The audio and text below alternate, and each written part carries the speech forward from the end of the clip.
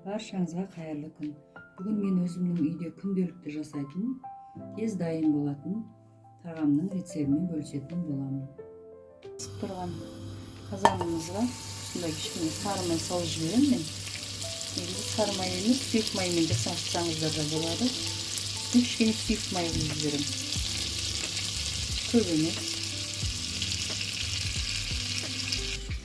Негізі бір пияз жарайды. Мен мына жерде пиязым пішілеу болғаннан кейін кішілеу екеу алдым.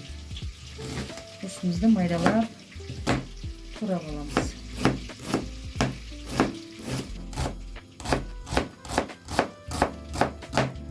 Осылай майдалап турап аламыз. Қызып тұрған қызанымызды пиязымызды қызартып қуырып аламыз.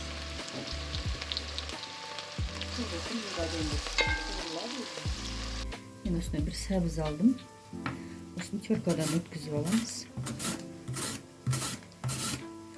Осындай көлемде болса, бұдан ірілеу болса да бола береді. Мен өзім осындайды қалап тұрмын, майдалап алған. Пиязымыз әдемі қызыл болып қуырылды. Өте баяу қуырып аламыз. Енді осыған тартылған етімізді саламыз. Осыны жақсылап қуырып аламыз.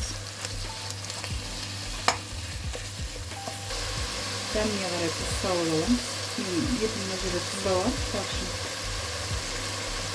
Осыған кішкене қарабұлаш, кез келген дәмдеуіштер қоса берсеңіздер болады. Мен үстіп аздап қарабұлаш саламын. Біздің тартылған етіміз жақсылап қуырылып алды. Енді осыған аздап сәбізімізді қосып жібереміз.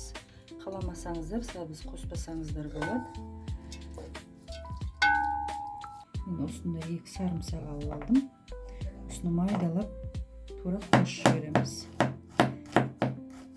Майда қылып туралаймыз. Суымызға тұз салып аламыз. Суымыз қайнап жатыр. Енді осыған салып аламыз.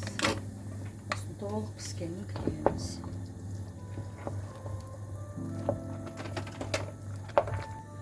Sarımsağımızı maydalap turab aldık.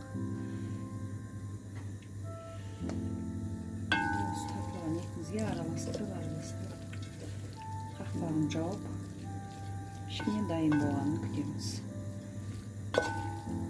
Tartılgan etimiz dayın boldu. Endi osunun üstüne suga pişirilip algan makaronumuzu sala bersek болады.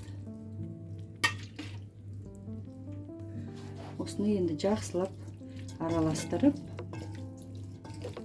үстіне қосатын ас көктерімізді қосып жей берсек болады. Тамағымыз дайын.